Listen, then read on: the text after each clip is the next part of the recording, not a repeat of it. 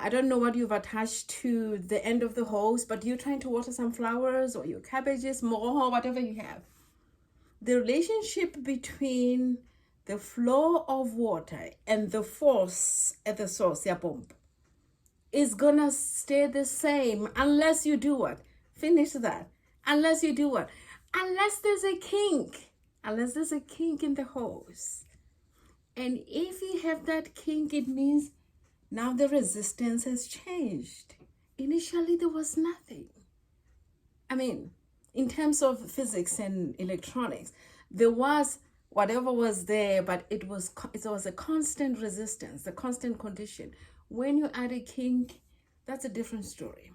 Ohm's law says this relationship holds insofar as we don't mess around with the resistance. Does that make sense? Hey, I